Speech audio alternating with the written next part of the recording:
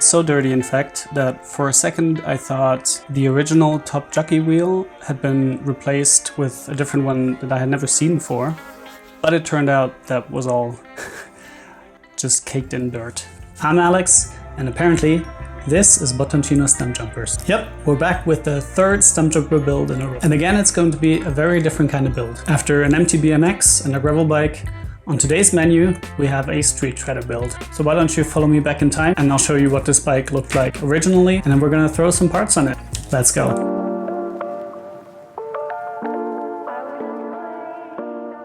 On our little journey through the history of stump jumpers, we have arrived in the year 1992. This stump jumper comp model is pretty much in stock condition, with a few additions like mudguards and the obligatory kickstand. These were pretty normal additions back in the day for those that didn't use their mountain bikes on trails, but rather for commuting. So in a way, we're looking at the grandfather of what we call 26-inch commuter bike builds today. The bike is quite dirty, but what is most important is that the frame is in good condition. These black markings probably won't wash off, but we should be able to remove them with a polish. Most of the stock components we won't be reusing, except for these black XT brake levers.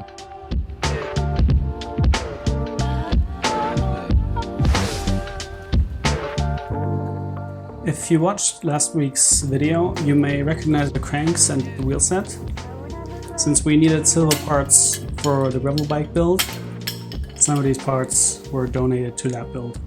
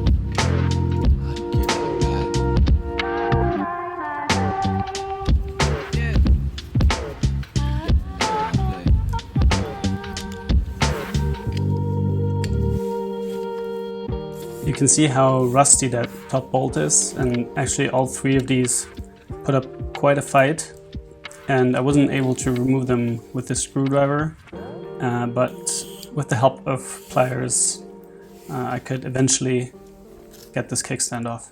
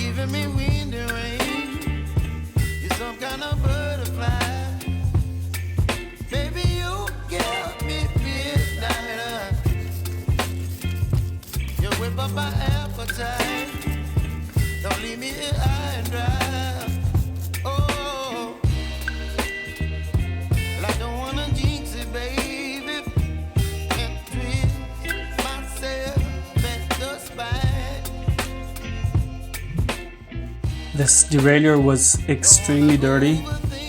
So dirty, in fact, that for a second I thought the original top jockey wheel had been replaced with a different one that I had never seen before.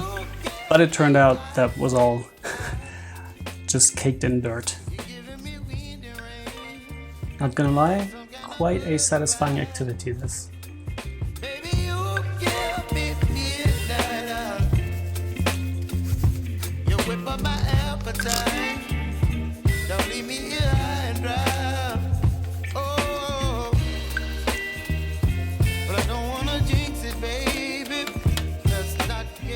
At this stage, the rain started to turn into snow, so I completed the rest of the teardown off camera.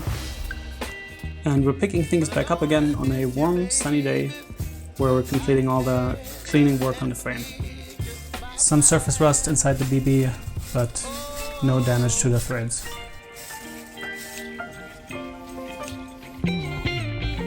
As always, first step in the cleaning process, dissolving all this old gunk with oil.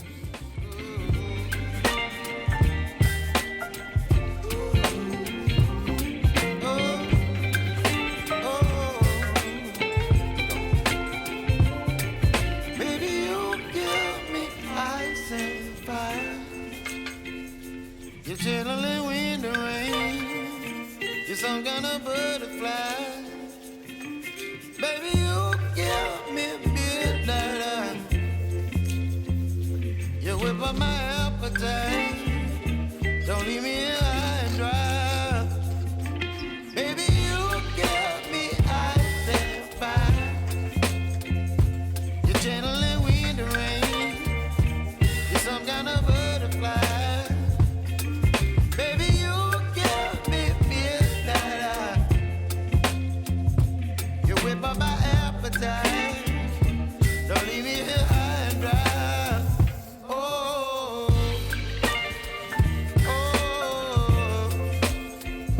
oh, oh,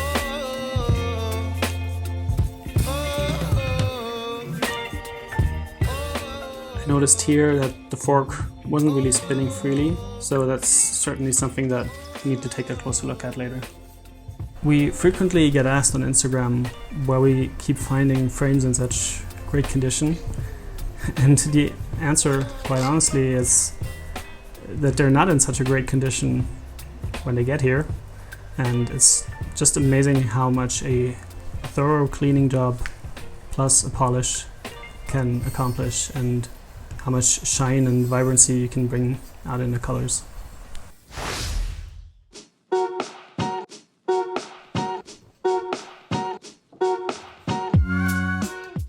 So interestingly, the top nut of the headset was so loose that I didn't need any tools to unscrew it, but this one was on pretty tight.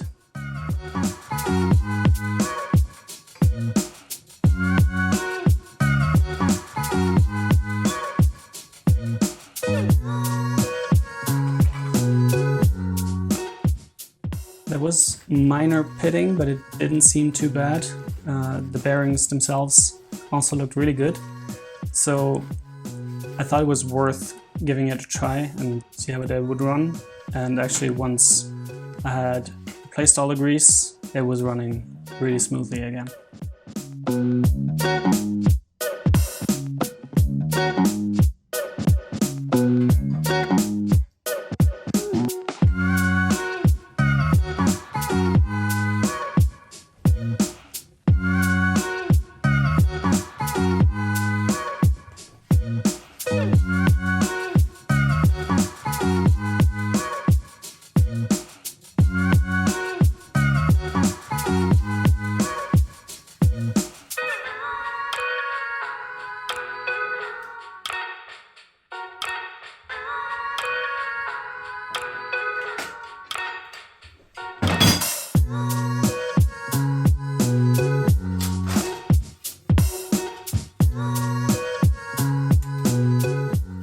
For the polish, we obviously need to get these screws out of the way. And I use what is called a cleaning polish, which is rather mild, not too aggressive on the frame. So It won't remove any deeper scratches, but it gives a really nice shine and finish to the frame, and you don't need to be too careful with damaging the top coat.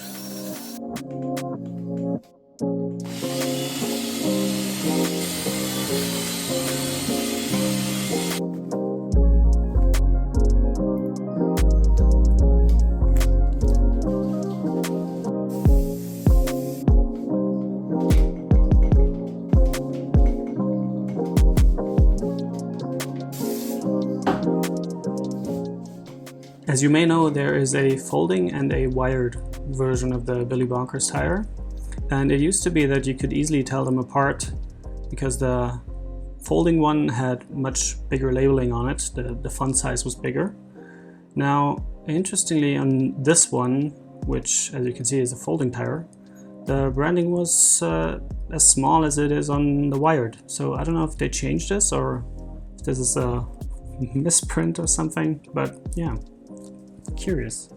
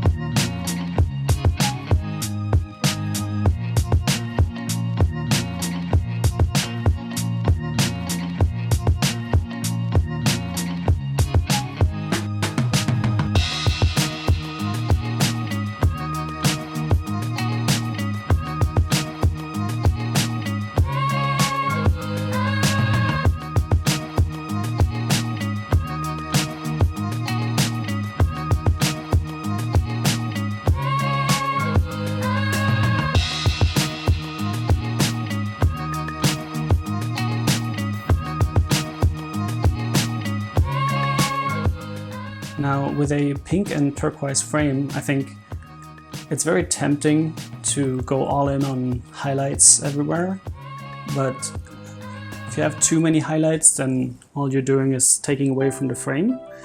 So we want to keep that rather minimalistic. We're using pink chainring bolts. We'll use turquoise Ritchie grips later. And that's pretty much it for colored highlights. Now, that being said, who am I to tell you what to do with your bike?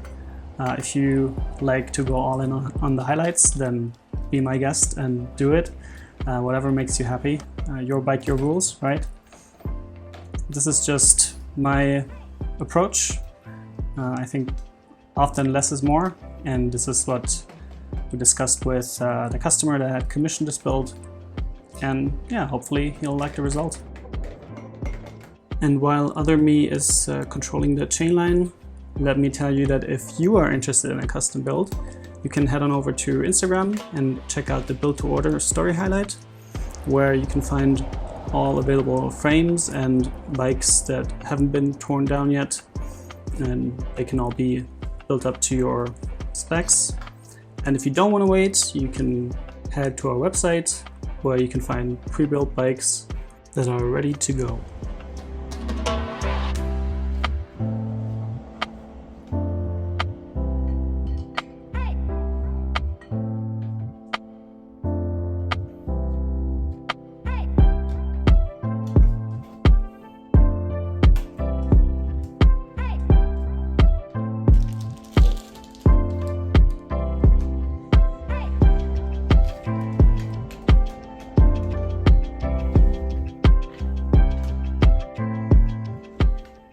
To install rubber grips, I always use isopropanol alcohol. I think it's the easiest solution, but also my, let's call it hairstyle, is not one that means I have hairspray at the ready, so I'm kind of forced to go for alcohol.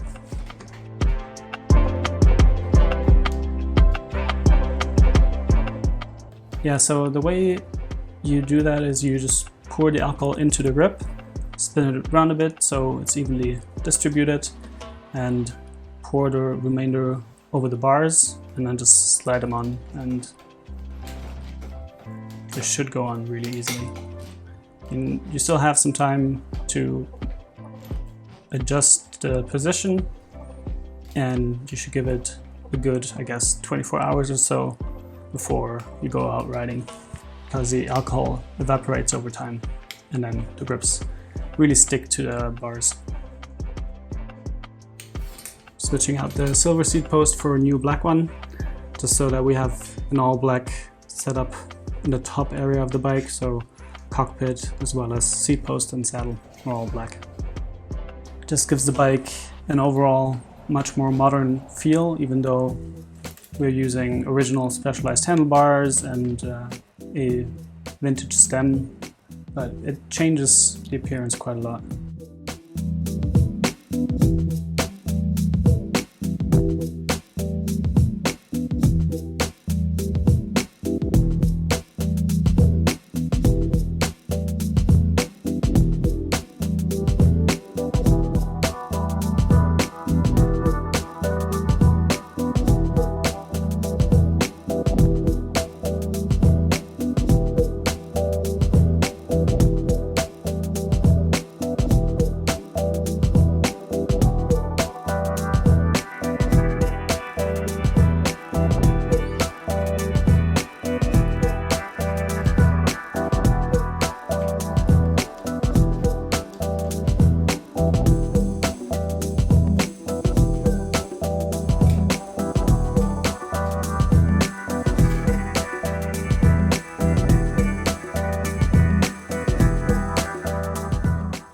To match the black anti-brakes, I'm going to use these black cable connectors that I took off a bike some time ago. I think they're a really nice match.